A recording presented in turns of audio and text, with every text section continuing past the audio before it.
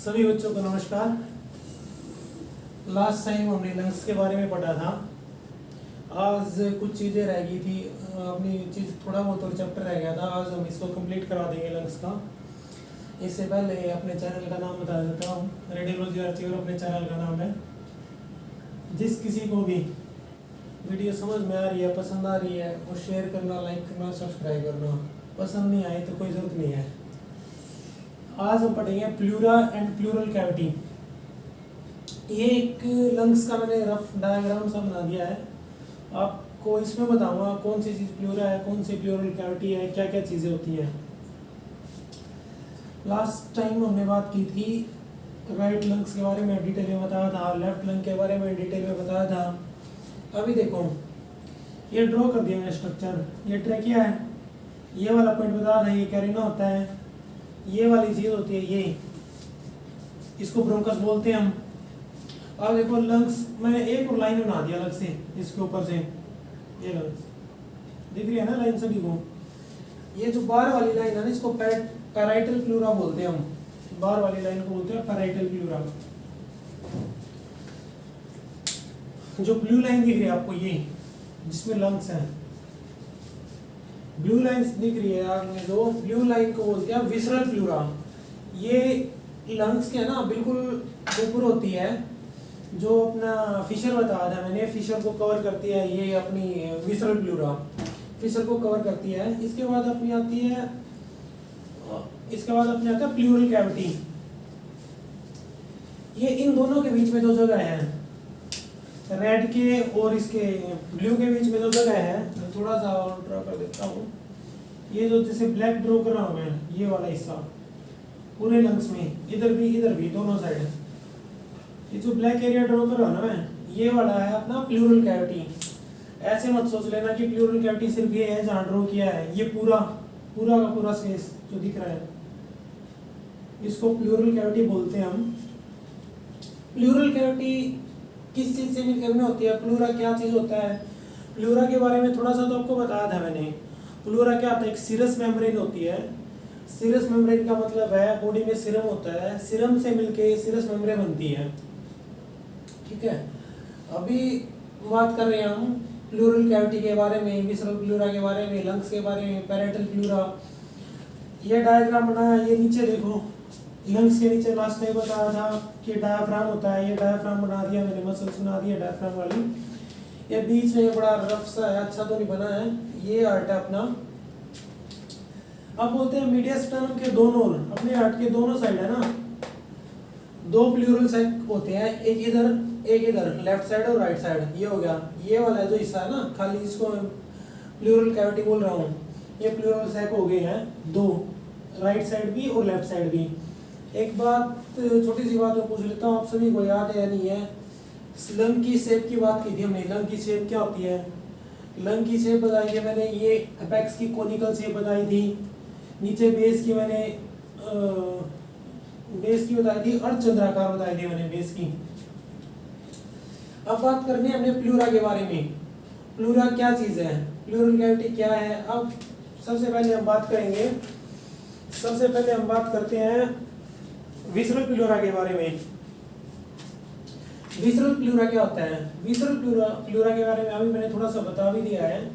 ये लंग्स की वो लेयर है जो अपने फिशर्स नहीं दिखने देती, और फर्स्ट कवरिंग है ये अपनी लंग्स की। ये लंग है अपना, इसको कवर कर देना जो ये वाली लेयर, ये ब्लू दिख रही है, इसको हम विसरल प्लूरा बोलते हैं। विसरल प्लूरा है ना, अपने लंग्स को तो कवर कर लेती है, लेकिन आइलम को है ना, इधर बताया था जहाँ से ब्रोंकस होती है, अपनी पल्मोनरी आर्टरी होती है, वेन्स होती है, जो एंटर करती है ना लंग्स में, उस एरिया को आइलम बताया था। ये वाले विसरल प्लूरा हाइलम को कवर नहीं करता है।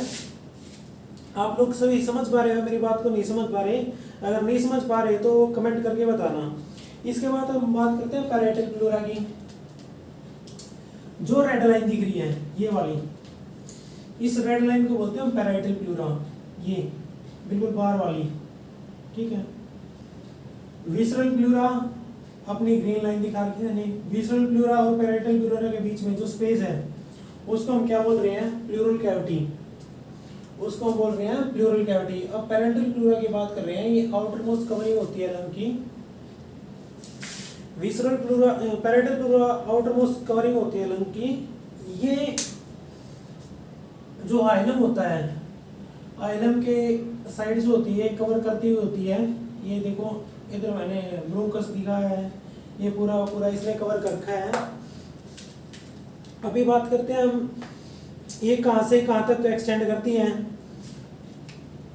ये करती है इस लंग्स की रूट से, लंग्स की रूट से स्टार्ट होके, ये लंग्स की रूट से स्टार्ट होके डाउनवर्ड नीचे पल्मोनरी लिगामेंट तक करती है कवर हमें इसको।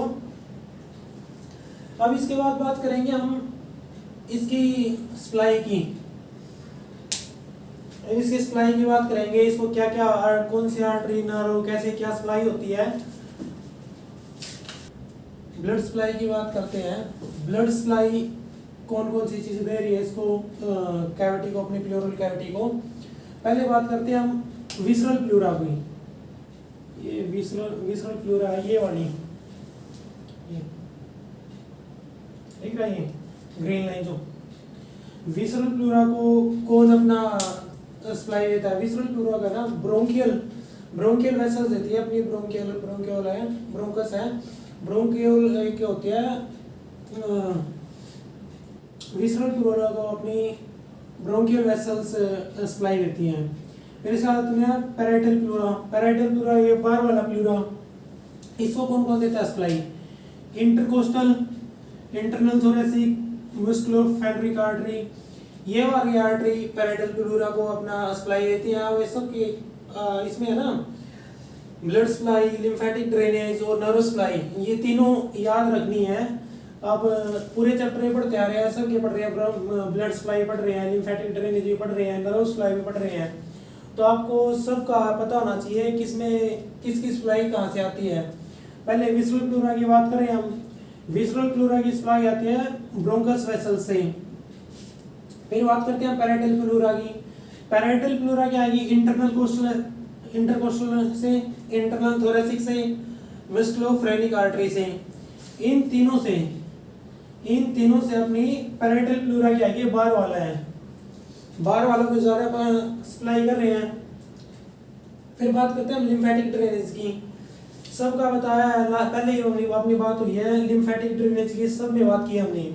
अब लिम्फेटिक ड्रेनेज भी हम देखना है, विसरल प्लूरा में देखना है, पैराइटल प्लूरा में देखना है। विसरल प्लूरा को लिम्फेटिक ड्रेनेज कौन करता है?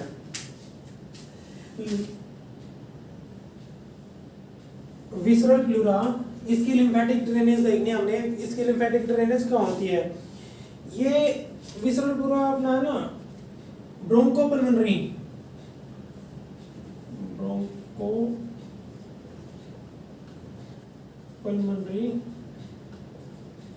Lymph node. विसरल प्लूरा अपनी ब्रोंकोपल्मोनरी लिम्फ नोड में ड्रेन करता है। फिर इसके बाद आता है अपना पैराइटल प्लूरा। पैराइटल प्लूरा की ड्रेनेज एक तो इंटरकोस्टल लिम्फ नोड में ड्रेन करता है, इंटरनल मेमोरी में ड्रेन करता है। ये इंटरनल मेमोरी है, MAMMARY, इंटरनल मेमोरी। ये अपने ब्रेस्ट के ऊपर होता है, ब्रेस्ट के ऊपर लिम्फ नोड होते हैं, उनको क्या कौन सा है? Intercostal, internal mammary lymph node, इन लिम्फ नोड करता है। साथ में डायफ्रामेटिक, ये जो डायफ्राम है ना, डायफ्राम की लिम्फ नोड होती है, उनको ये ड्रेनेज करता है पैराइटल प्लूरा। समझ आ रही है ना सबको बातें?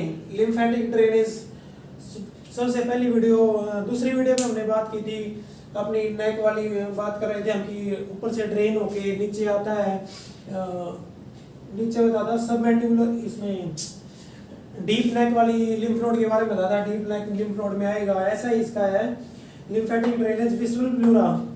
विसरल प्लूरा का ड्रेनेज कहाँ आएगा? विसरल प्लूरा का ड्रेनेज आएगा ब्रोंकोपल्मोनरी लिम्फ नोड में। ये लिम्फ नोड होते हैं कहाँ? ब्रोंकोपल्मोनरी, ये आइलम के आसपास होते हैं।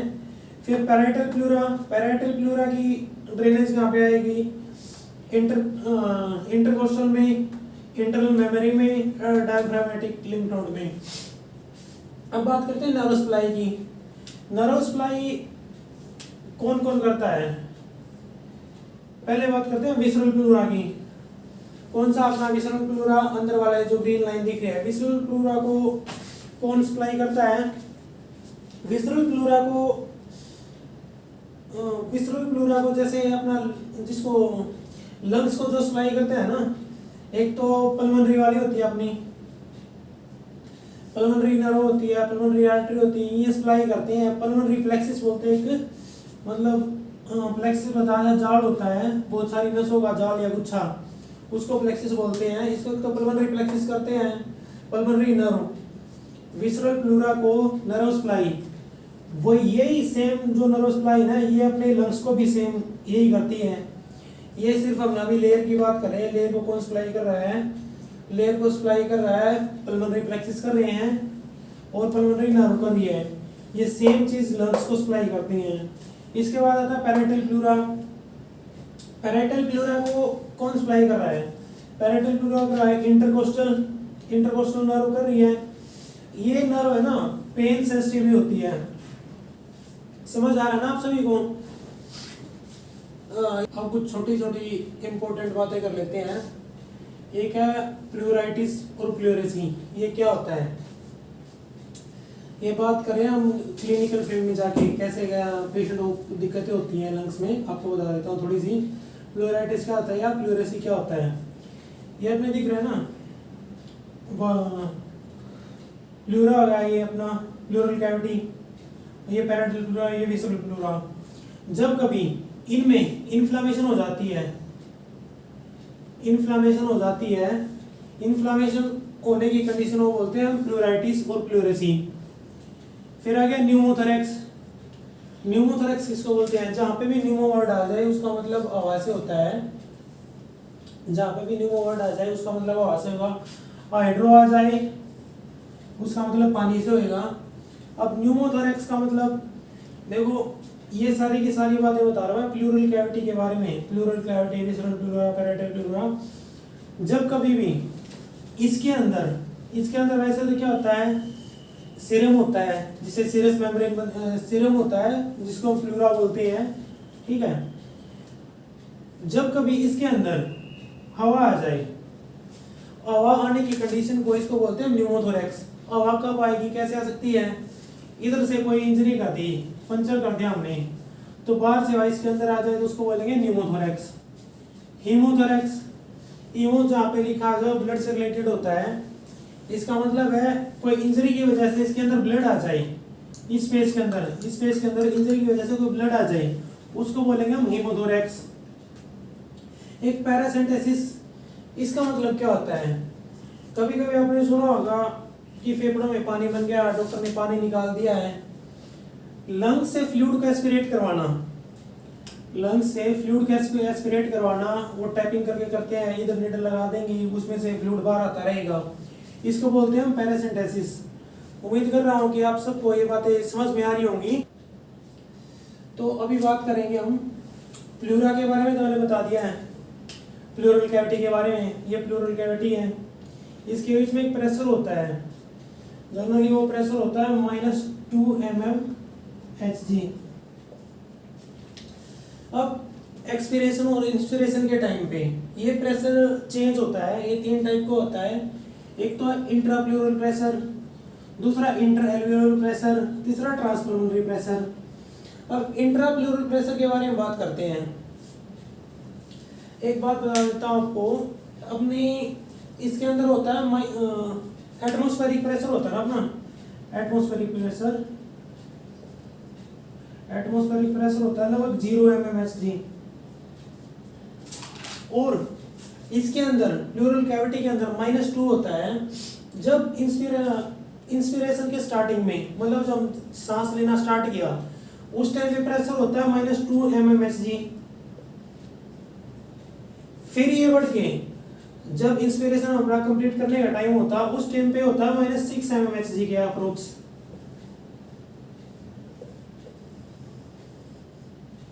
ये क्या करता है, ये प्रेशर है ना लंग्स को कोलैप्स होने से बचाता है। अगर इसके अंदर वो नहीं हो, प्रेशर नहीं होगा तो ये चिपक जाएंगे और चिपकने से रगड़ खाएंगे और इन्फ्लामेशन भी हो जाती है इनमें। ये क्या है, प्रेशर आप सभी को याद रखने हैं। जब इंस्पिरेशन स्टार्ट होता है उस टाइम पे होता है -2 mmHg, उसके बाद होता है -6 mmHg। एटमॉस्फेरिक प्रेशर 0 है, 0 इधर तो प्लस है इधर माइनस है। अगर अंदर प्रेशर माइनस में नहीं होगा तो बाहर से अंदर एयर नहीं आएगी। ये बात आपको समझनी होगी। इंट्राप्लूरल प्रेशर ये होता है, ये वाला प्रेशर इंट्राप्लूरल प्रेशर होता है, इसके बीच वाला इंट्राप्लूरल प्रेशर कितना होता है 2 mmHg होता है इंस्पिरेशन के स्टार्टिंग में। जब इंस्पिरेशन पूरा करते हैं उस टाइम पे हो जाता है 6 mmHg। इसके बाद बात करते हैं इंट्रा एल्वियोलर प्रेशर। अपना एल्वियोलाई में प्रेशर होता है, एल्वियोलाई में प्रेशर अपना 0। जब इंस्पिरेशन करते हैं, इंस्पिरेशन के टाइम पे इधर प्रेशर हो जाता है -1 mmHg, इधर प्रेशर हो जाता है -1 mmHg। जब इंस्पायर करने के बाद इधर प्रेशर हो जाएगा +1 mmHg, 1 mmHg। क्यों, अंदर नेगेटिव था, बाहर से एयर आई, बाहर से एयर आने के बाद ये प्लस हो गया, +1 mmHg हो गया ये। फिर क्या आएगा, जो एक्सपिरेट कर देंगे वापस ये 0 में चला जाएगा। पहले था 0 था अपना, इंस्पायर किया -1 आया, फिर +1 हो गया। फिर उसके बाद वापस जब एक्सपायर किया हमने, आप सभी बच्चे एक्सपिरेशन समझ रहे होंगे ना। जब सांस अंदर लेते हैं उसको तो बोलते हैं इंस्पिरेशन, जब सांस बाहर छोड़ते हैं उसको बोलते हैं एक्सपिरेशन। फिर दोबारा से ये अपना हो जाता है +1। ये साइकिल चलता रहता है -1 0 +1, -1 होएगा 0 होएगा, फिर +1 हो जाएगा, फिर 0 हो जाएगा, -1 हो जाएगा, ऐसे साइकिल चलता रहता है। फिर इसके बाद करते हैं हम ट्रांसपल्मोनरी प्रेशर की बात करते हैं।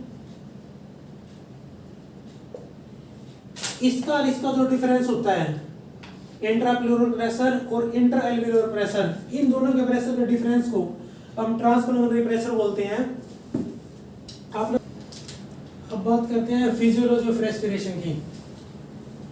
रेस्पिरेशन होता क्या है, ये गैसियस एक्सचेंज होता है, ऑक्सीजन इनटेक करता है, कार्बन डाइऑक्साइड बाहर छोड़ देते हैं, इसको बोलते हैं रेस्पिरेशन। अब रेस्पिरेशन जब हम इंस्पिरेशन करते हैं उस टाइम पे जनरली 1 मिनट में 12 से 15 बार ब्रीथ कर लेते हैं और एक ब्रीथ में हम 500 ml ऑक्सीजन का इनटेक करते हैं। एक ब्रीथ में हम 500 ml ऑक्सीजन इनटेक करते हैं और पूरी मिनट में 6 से 8 लीटर, पूरी मिनट के अंदर हम 6 से 8 लीटर ऑक्सीजन का इनटेक कर लेते हैं। अब बात करते हैं कंपोजिशन ऑफ एयर की। जो एयर हम इनटेक करते हैं एनवायरनमेंट से, उसमें क्या क्या होता है। ऑक्सीजन होती है उसमें 21% होती है, कार्बन डाइऑक्साइड होती है 0.03% होती है, नाइट्रोजन होती है 78%, other inert gases 1%। Other inert gases का मतलब है जो कोई केमिकल चेंज में इन्वॉल्व नहीं होती, अदर इनर्ट गैसेस होगी है। ये आप सभी को याद रखनी है, बड़ी इंपॉर्टेंट चीजें हैं। जो एयर हम इनटेक करते हैं उसमें क्या क्या होता है, ऑक्सीजन होती है अपनी 21%, कार्बन डाइऑक्साइड होती है 0.03%, नाइट्रोजन होती है अपनी 78%, अदर इनर्ट गैसेस होती है अपनी 1%। अब बात करते हैं रेस्पिरेटरी मूवमेंट की। जब सबसे पहली बात तो रेस्पिरेटरी मूवमेंट में पहले रहते हैं इंस्पिरेशन है ना अपनी एक एक्टिव मूवमेंट है, एक्टिव प्रोसीजर है। इसमें क्या होता है एक्टिव का, जब भी किसी काम को करने में अपनी एनर्जी लगती है उसको एक्टिव प्रोसेस बोलते हैं। इंस्पिरेशन अपना एक एक्टिव प्रोसेस है। जब हम इंस्पिरेशन करते हैं तो हमारा जोर लगता है सांस लेने में, और बाहर जाने में हमारा जोर नहीं लगता है, इसलिए एक्सपिरेशन को हम पैसिव प्रोसेस बोलते हैं। इंस्पिरेशन में या तो आपको बता दिया, एक इंस्पिरेशन में 500 ml ऑक्सीजन एनवायरनमेंट से ले लेते हैं और पूरे 1 मिनट में 6 से 8 लीटर ऑक्सीजन इनटेक कर लेते हैं। मतलब बाहर से एटमॉस्फेयर से एयर इनटेक कर लेते हैं, जिसमें ये सब कंपोजिशन में होते हैं ये वाली चीज़ें। अब इसके बाद बात करते हैं इसमें इंस्पिरेशन में कौन कौन सी मसल की इन्वॉल्वमेंट होती है। प्राइमरी मसल्स होती हैं, डायफ्राम होता है अपना, एक्सटर्नल इंटरकोस्टल मसल होती है, स्केलिन होती है, स्टेनोक्लाइडोमेस्टोइड होता है, नेक एंड बैक मसल्स होती हैं। ये मसल सारी की सारी अपनी इंस्पिरेशन में हेल्प करती है। जब इंस्पिरेशन करते हैं हम, अपना चेस्ट फूल जाती है। फिर अपनी सेकेंडरी मसल ये ना कॉन्ट्रैक्शन का काम करती है। सेकेंडरी मसल कॉन्ट्रैक्शन का काम करती है। अब एक छोटी सी बात बता देता हूँ आपको, ये देखो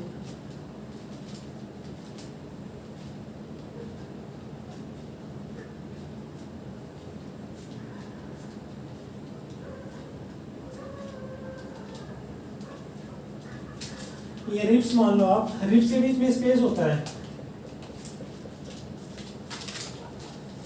इसमें मसल होती है, external intercostal internal intercostal muscle होती हैं। जिन मसल के कॉन्ट्रैक्शन से जब ये मसल कॉन्ट्रैक्ट करेंगी तो अपना है ना, ये जब मसल ये कॉन्ट्रैक्ट करेंगे तो वर्टिकल डायमीटर अपना इंक्रीज हो जाएगा।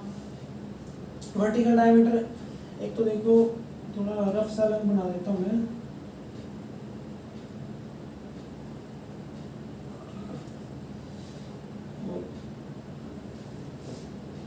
इधर ऐसे कवरिंग होती है,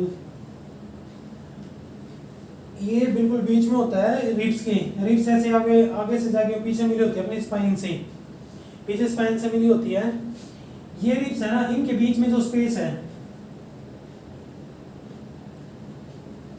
बीच में जो स्पेस है, आप बता था इधर सामने स्टर्नम होता है। ये कैसे होती हैं, इनके बीच में जो होता है ना, इनके फाइबर यूं होते हैं ऊपर से नीचे की तरफ। जब ये कॉन्ट्रैक्ट करेंगी यूं आएंगी, ऐसे ऊपर की तरफ खींचेगा। ऊपर की तरफ खींचने से क्या होगा, अपना स्टर्नम है ना, स्टर्नम ऊपर की तरफ उठेगा। स्टर्नम ऊपर की तरफ उठेगा, इसको स्टर्नम ऊपर की तरफ उठेगा तो इसको क्या बोलेंगे, इसको बोलेंगे वाटर पंप हैंडल। जैसे ये कॉन्ट्रैक्ट हुआ, ऊपर नीचे होता रहता है अपना, इसको वाटर पंप हैंडल बोलते हैं। एक दूसरी चीज कॉन्ट्रैक्शन की मैं और बता देता हूँ आपको, ये जो इंटरकोस्टल मसल होती हैं, ये ट्रांसवर्स डायमीटर भी बढ़ा देती है अपना। ट्रांसवर्स डायमीटर है अपना ये वाला, ये जो डायमीटर है ये ट्रांसवर्स डायमीटर है, और ये वाला जो डायमीटर है ये वर्टिकल डायमीटर है। ट्रांसवर्स डायमीटर बढ़ गया जब ये यूं ही कॉन्ट्रैक्ट हुई, कॉन्ट्रैक्ट होने के बाद ऐसे ऊपर उठेंगी, ये नीचे से फैल हो जाएंगी। फैलने के बाद क्या होगा, इसका ये वाला डायमीटर, कौन सा डायमीटर बढ़ गया, इसका ट्रांसवर्स डायमीटर। ट्रांसवर्स डायमीटर बढ़ने के बाद इसको क्या बोलते हैं, बकेट हैंडल इफेक्ट बोलते हैं हम इसको।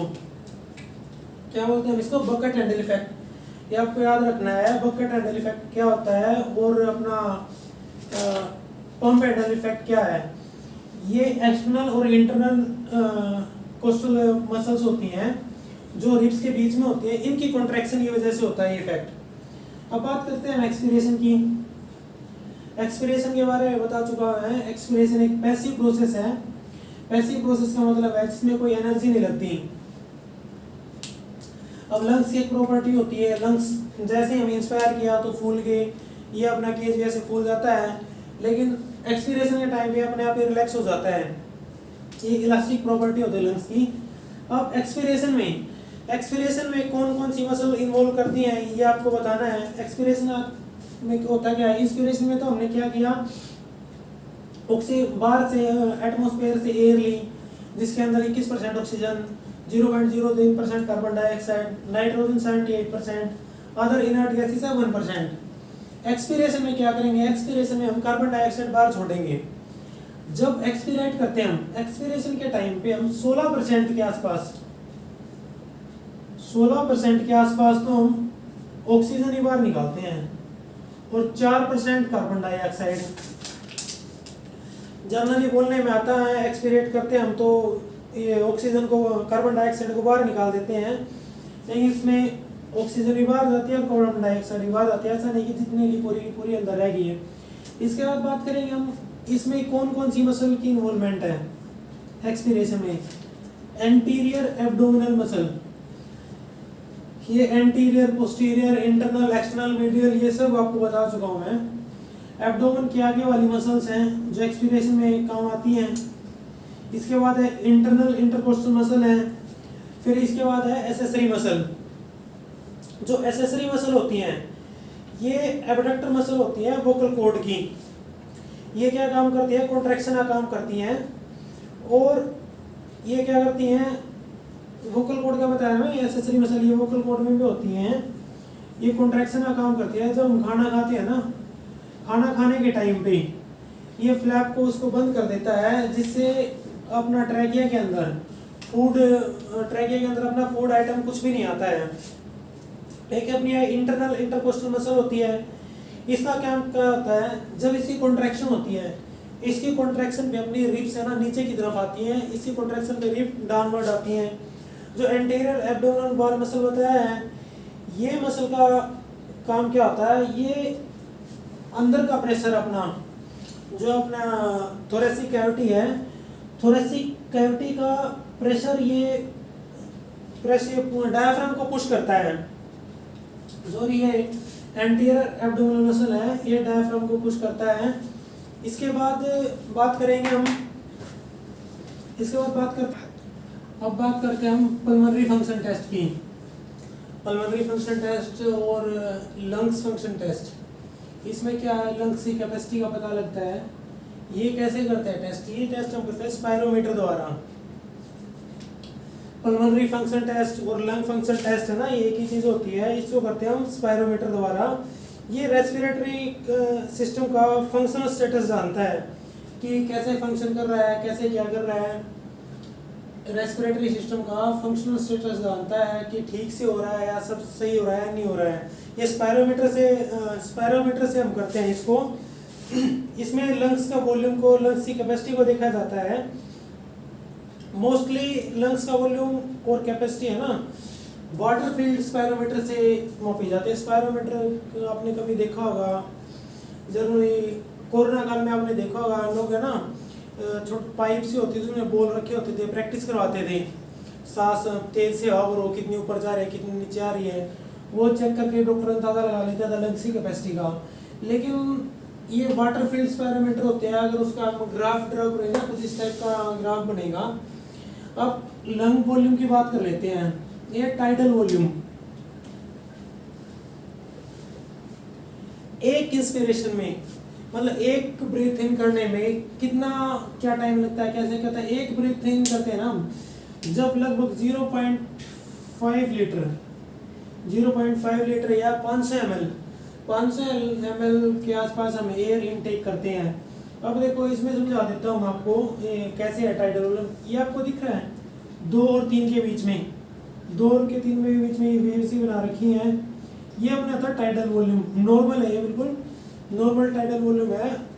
ये इंस्पायर किया नॉर्मली, ये वाला, ठीक है। इसको हम टाइडल वॉल्यूम बोलते हैं। इसके बाद बोलते हैं इंस्पिरेटरी रिवर्स वॉल्यूम, IRV। इधर मैंने बना के लिखा है IRV। इंस्पिरेटरी रिवर्स वॉल्यूम क्या चीज होती है, इसके बारे में आपको ठीक से बताऊंगा। क्या होता है इसमें? मैक्सिमम एफर्ट के साथ पूरा जोर लगा के हम कितना अंदर खींच सकते हैं सांस को, पूरा जोर लगा कितना सांस को अंदर खींच सकते हैं, उसको बोलते हैं इंस्पिरेटरी रिवर्स वॉल्यूम। वो इसे बता देता हूँ मैं कैसे। अभी देखो 2 से 3 के बीच में ये है वॉल्यूम मीटर, ये 0 1 2 3 ये वॉल्यूम मीटर का मैक्सिमम एफर्ट लगा के सांस लिया हमने, खींच के सांस लेने के बाद कितने लीटर हमने अंदर लिया। ये देखो पूरा जोर लगा के ये ऊपर चला गया, अपना ग्राफ ऊपर गया, ऊपर जाके फिर नीचे आया। ये हो गया मैक्सिमम एफर्ट के साथ जो इंस्पायर किया, मैक्सिमम एफर्ट के साथ इंस्पायर किया और जो ग्राफ ऊपर बन गया है उसको बोलते हैं हम इंस्पिरेटरी रिवर्स वॉल्यूम। ये 3 से 3.3 लीटर तक हो जाता है। अब बात करते हैं एक्सपिरेटरी रिवर्स वॉल्यूम की। इंस्पिरेटरी का मतलब तो इनटेक किया, एक्सपिरेटरी रिवर्स वॉल्यूम का मतलब बाहर निकालना। मैक्सिमम एफर्ट के साथ पूरा जोर लगा के, पहले तो हमने पूरा बाहर निकाल दिया, अंदर लिया था ऑक्सीजन को, फिर मैक्सिमम एफर्ट के साथ बाहर निकालना कार्बन डाइऑक्साइड के एयर को, वो कहलाता है अपना एक्सपिरेटरी रिवर्स वॉल्यूम। ये देखो पहले ऊपर गया, नीचे आ गया, फिर ये टाइडल वॉल्यूम है, नॉर्मल है, फिर जोर लगाया, मैक्सिमम बाहर निकाला, मैक्सिमम बाहर निकालने के बाद ना यहाँ तक आया। पूरी की पूरी एयर कभी भी लंग से बाहर नहीं निकलती है, पूरी की पूरी निकल गई तो कोलैप्स हो जाएंगी, तो एयर बचती है, उसको रेजिडुअल वॉल्यूम बोलते हैं हम। अब देखो मैक्सिमम एफर्ट के साथ ये ग्राफ देखो, नीचे आया, ये पूरे एफर्ट लगा दिए नीचे आने में, ये देखो नीचे लिख रखा है मैंने ERV, एक्सपिरेटरी रिवर्स वॉल्यूम। समझ आ रहा ना आपको ग्राफ? बुक में जो चीज़ लिखी हुई है ये ग्राफ समझ के आपका पूरा क्लियर हो जाएगा, बहुत ज़्यादा रट्टा मारने की जरूरत नहीं, समझने की जरूरत है। टाइडल वॉल्यूम क्या आता है? नॉर्मली जब ब्रीथ इन कर रहे हैं हम, ये टाइडल वॉल्यूम हो गया, फिर पूरा जोर लगा के इंस्पायर किया, वो कहाँ तक गया, ग्राफ ऊपर गया, उसको बोलते हैं हम IRV, इंस्पिरेटरी रिवर्स वॉल्यूम, इसको बोलेंगे इंस्पिरेटरी रिवर्स वॉल्यूम।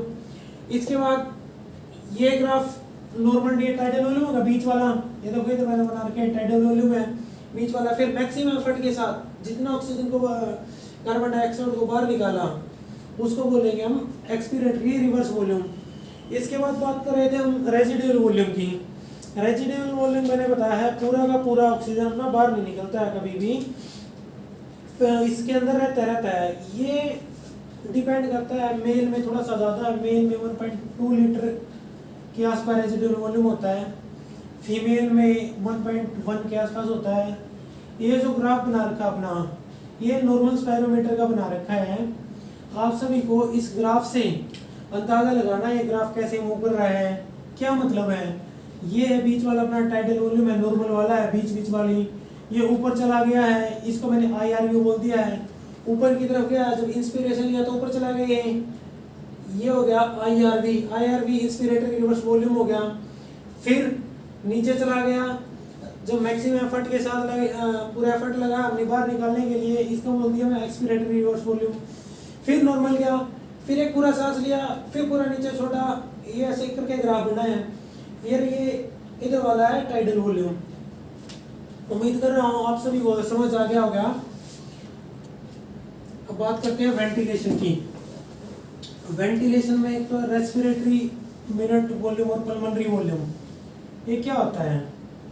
एक मिनट के अंदर कितनी ऑक्सीजन हम इनटेक करते हैं उसको बोलते हैं रेस्पिरेटरी मिनट वॉल्यूम। एक रेस्पिरेशन में नहीं, एक इंस्पिरेशन में 500 ml, एक इंस्पिरेशन में 500 ml एयर इनटेक करते हैं। तो और हम क्या करते हैं, एक मिनट के अंदर 12 से 15 तक ब्रीथ करते हैं। अगर हम 12 मान लें, 12 ब्रीथ मान लें, और एक ब्रीथ में 500 ml, 12 गुना 500, ये 6 लीटर हो जाएगी।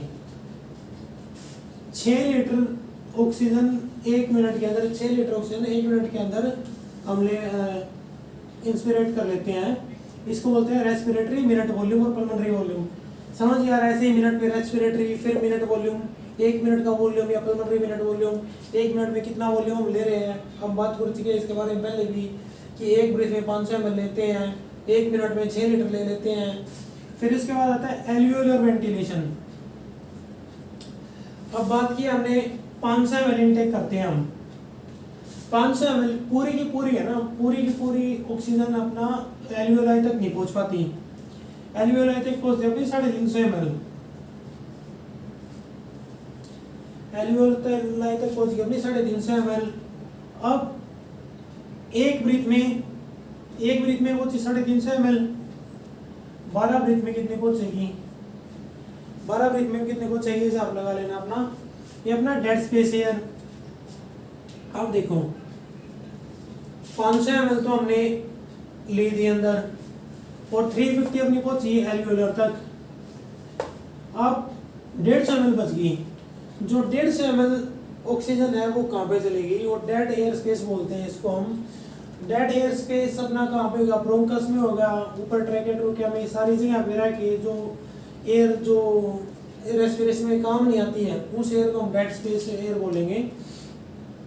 आपको तीनों बातें समझ में आ गई ना। तो रेस्पिरेटरी पल्मोनरी वॉल्यूम होती है 500 ml ये होती है। इसके बाद 1 मिनट में कितना ले लिया, 1 मिनट में 6 लीटर होगी। फिर इसके बाद है एल्वियोलर वेंटिलेशन। एल्वियोलर वेंटिलेशन क्या होती है, 350 ml 1 मिनट में एल्वियोलाई तक पहुंच पाती है, और 1 मिनट में लगभग 12 ब्रीथ कर लेते हैं। 350 × 12 ये कितना हो जाएगा, 4.5 लीटर के आसपास हो जाएगा। फिर डेड एयर स्पेस हो गया। डेड एयर स्पेस ये 350 500 लीटर ही 350 एल्वियोलाई तक पहुंची, अब 150 बच गया है। 150 डेड एयर स्पेस में हो गया है, जो अपना वेंटिलेशन में काम नहीं होता है, ये डेड एयर स्पेस हो गया है। उम्मीद कर रहा हूँ आप सभी को समझ में आ रहा होगा। अब आगे बात करते हैं हम